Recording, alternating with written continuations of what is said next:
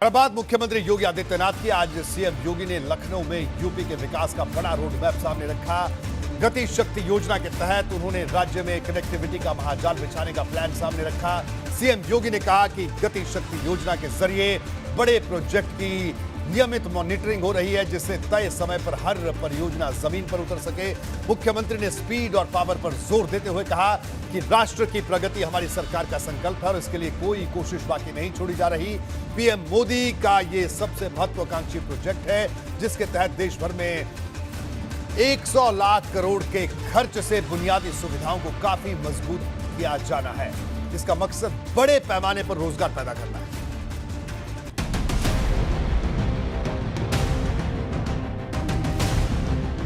प्रधानमंत्री गति शक्ति का नेशनल मास्टर प्लान, उसको देश के सामने करोड़ों देशवासियों को सपना करने वाली एक बहुत बड़ी योजना लेकर के हम आपके सामने आने वाले हैं। लाल किले की प्राचीर से पीएम मोदी ने जिस पीएम गति शक्ति योजना का ऐलान किया था, उसकी लॉन्चिंग वैसे तो 13 अक्टूबर को हो गई थी, लेकिन देश के उत्तरी हिस्से में यूपी कितना खास है, इसको दिखाने और बताने के लिए लखनऊ में नॉर्दर्न जोनल कॉन्फ्रेंस हुई।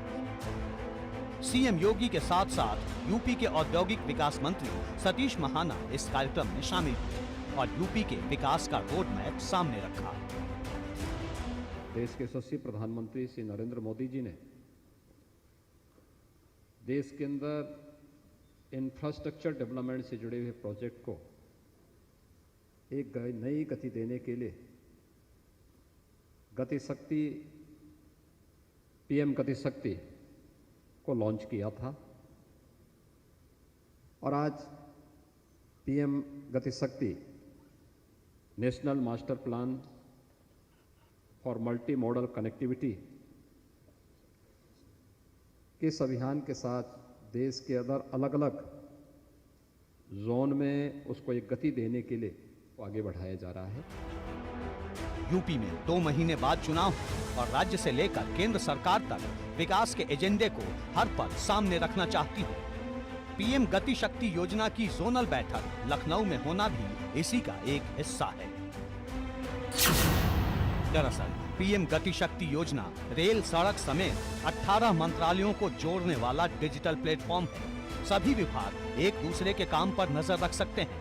परियोजनाओं को समय पर पूरा करने में इससे मदद मिलेगी। विभागों में तालमेल की कमी के चलते काम लटकने से रुकेगा। इसकी पहली जोनल बैठक गुजरात में हुई थी।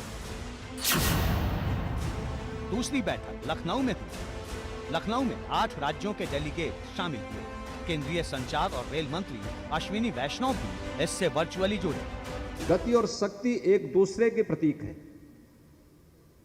अगर शक्ति है तो स्वाभाविक रूप से गति भी होगी, और गति है तो वो अपने आप इस बात को साबित करता है कि इसके पीछे शक्ति जरूर होगी। तो स्वाभाविक रूप से पीएम गति शक्ति इंफ्रास्ट्रक्चर डेवलपमेंट को एक समयबद्ध तरीके से आगे बढ़ाने का एक बेहतरीन माध्यम है, एक बेहतरीन प्लेटफॉर्म हम सब के लिए स्थापित करने जा रहा है। केंद्र सरकार के लिए पीएम गति शक्ति योजना बहुत ही महत्वाकांक्षी है। इसके लिए 100 लाख करोड़ का बजट भी रखा गया है। इस वक्त कोई भी कार्यक्रम हो, कोई भी भाषण हो, सरकार हर जगह अपनी नीतियों के जरिए भविष्य की संभावनाओं को तलाश रही है। हमने प्रदेश के रिसोर्सेस को बढ़ाए, यहाँ के राजस्व को बढ़ाने में, और फिर प्रदेश के अन्य कार्यक्रमों को आगे बढ़ाने का कार्य किया। प्रदेश की बेहतर कानून व्यवस्था ने इसमें एक बड़ा योगदान दिया।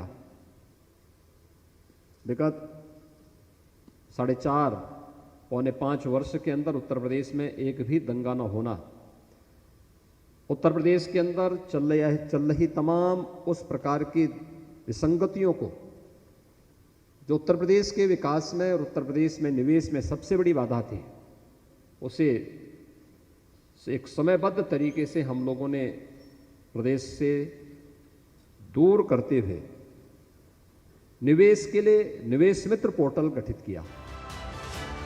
सरकार के पास दावे तमाम हैं और विकास के उन्हीं दावों को ऐसे कार्यक्रम और ज्यादा ऊपर उठा रहे हैं।